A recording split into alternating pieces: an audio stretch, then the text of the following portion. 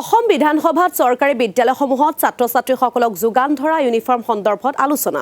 লাহৰীঘাটৰ কংগ্ৰেছ বিধায়ক আসিফ মহম্মদ নাজাৰে স্কুলীয়া ছাত্ৰ-ছাত্ৰীসকলক যোগান ধৰা ইউনিফৰ্মৰ যোগান আৰু গুণগত মান সম্পৰ্কে উদ্বেগ প্ৰকাশ কৰাৰ লগতে উত্থাপন কৰে কেতবোৰ প্ৰশ্ন। বিশেষকৈ ইউনিফৰ্মত 70% পলিষ্টাৰ আৰু 30% কটন ব্যৱহাৰক লৈ প্ৰশ্ন উত্থাপন কৰে বিধায়কগৰাকীয়ে। লগতে বহু বিদ্যালয়ত ইউনিফৰ্ম যোগানৰ ক্ষেত্ৰত খেলিমেলি হোৱা বুলিও উল্লেখ কৰিলে নাজাৰে। প্ৰশ্নৰ উত্তৰত শিক্ষামন্ত্ৰী ডঃ ৰণোজ পেগুৰ বক্তব্য, ছাত্ৰ-ছাত্ৰীক ইউনিফৰ্ম যোগানৰ পূৰ্বে গুণগত মান পৰীক্ষা কৰা হৈছে। ৰাজ্যৰ প্ৰায়ভাগ বিদ্যালয়তে ইউনিফৰ্ম যোগান ধৰা হৈছে বুলি উত্তৰ শিক্ষামন্ত্ৰীগৰাকীৰ। আনহাতে 70% পলিষ্টাৰ মিশ্ৰিত কাপোৰে ছাত্ৰ-ছাত্ৰীসকলৰ কোনো ক্ষতি কৰাৰ প্ৰমাণ বা অভিযোগ তেওঁৰ ওচৰত নাই, সদনত মন্তব্য কৰিলে মন্ত্ৰীগৰাকীয়ে। যোৱা মাহত দৈনিক অগ্ৰদূতত এটা বাতৰি প্ৰকাশ হৈছিলে।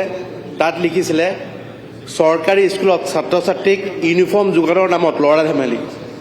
শিক্ষাবৰ্ষৰ 3 মাহৰ পিছতো ইউনিফৰ্ম পোৱা নাই নৱম দশম শ্ৰেণীৰ ছাত্ৰ-ছাত্ৰীয়ে।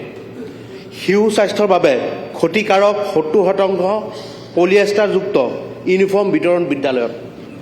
মাননীয় অধ্যক্ষ মহোদয়, চৰ্মৰোগৰ চিকিৎসক তথা গৱেষকসকলে অধ্যয়নত প্ৰকাশ কৰিছে যে পলিয়েষ্টাৰ দেহৰ কাৰণে হানিকাৰক। 60-70% 5 মিনিটত কওঁ হা 5 মিনিট যি কপাহ আছে কটন আমি ব্যৱহাৰ কৰিব লাগে।